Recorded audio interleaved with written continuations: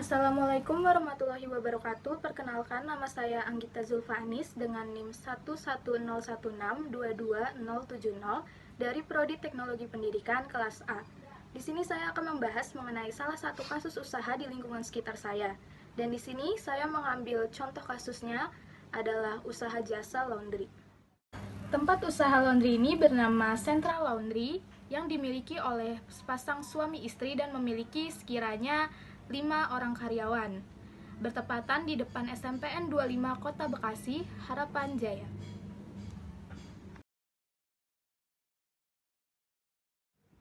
Yang pertama berarti masuk ke analisis kinerja. Masalah yang terjadi adalah karyawan laundry membutuhkan waktu lebih lama dari yang diharapkan untuk menyelesaikan tugas, sering membuat kesalahan atau tidak mengikuti prosedur. Akibat dari masalah ini adalah sulit untuk mendapatkan customer tetap karena mengalami kekecewaan terhadap hasil laundrynya. Setelah diidentifikasi, faktor penyebabnya adalah kurangnya pelatihan untuk keterampilan karyawan dalam menggunakan peralatan laundry. Juga kurangnya pemahaman karyawan mengenai jenis-jenis pakaian dan lain-lain. Selain itu juga, faktor penyebab lainnya adalah ketidakjelasan prosedur kerja sehingga tidak dipahami oleh karyawan dan mereka bingung dengan apa yang harus dilakukan. Dari sini, karyawan bisa jadi membuang waktu yang berlebihan untuk tugas tertentu.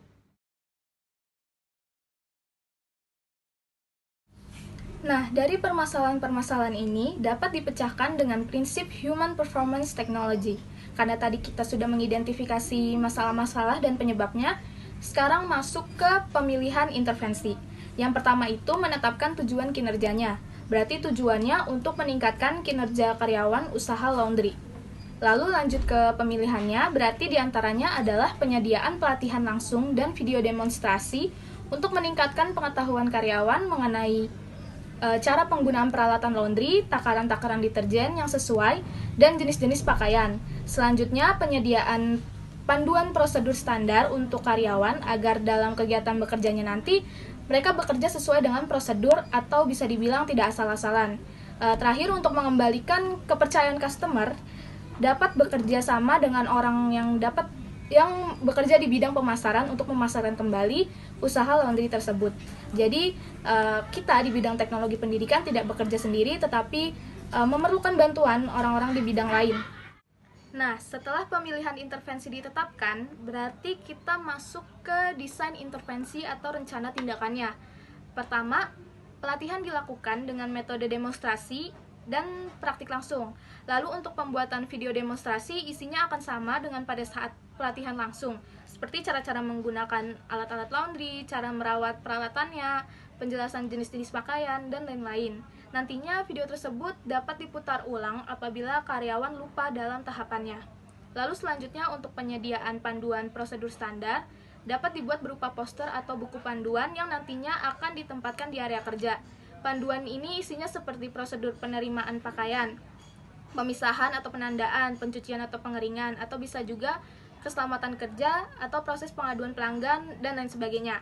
Selain itu, dalam pemilihan intervensi ini diberikan pelatihan dari luar. Jadi saya membantu mencari workshop gratis di media sosial tentang pengelolaan usaha yang baik dan tepat. Oke, selanjutnya masuk ke implementasi intervensi. Berarti ini setelah melalui persetujuan klien ya.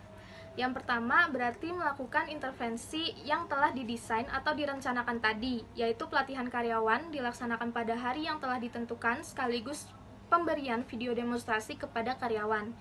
Jadi karyawan dapat melihat langsung proses pelatihannya dan dapat memutar ulang videonya kembali.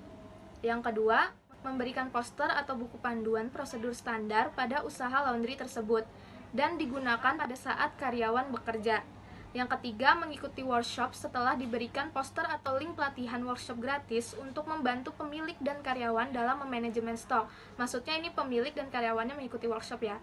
Juga dalam workshop ini dapat membantu pemilik dan karyawan untuk mengelola usaha dan melayani pelanggan dengan baik. Jadi di workshop itu mereka belajar untuk mengelola usaha laundry tersebut. Terakhir berarti evaluasi kinerja. Dalam evaluasi ini dapat dilihat apakah jumlah customer meningkat, apakah semakin banyak customer tetap yang terus kembali untuk menggunakan jasa laundry tersebut. Dari evaluasi hasil kinerja ini, maka dilihat hasilnya apakah positif atau negatif. Apabila negatif, maka diperlukan pertimbangan dan rencana perubahan intervensinya. Dan apabila positif, maka intervensi ini dapat dipertahankan. Untuk melihat hasil akhir dan mengevaluasinya diperlukan waktu yang tidak sebentar. Jadi untuk saat ini belum ada hasil yang pasti mengenai keberhasilan intervensi ini. Namun sudah ada beberapa perubahan, dimulai dari karyawan yang sudah mulai memahami prosedur standarnya dan cara menggunakan mesin cuci. Sekian dari saya, kurang lebihnya mohon maaf. Wassalamualaikum warahmatullahi wabarakatuh.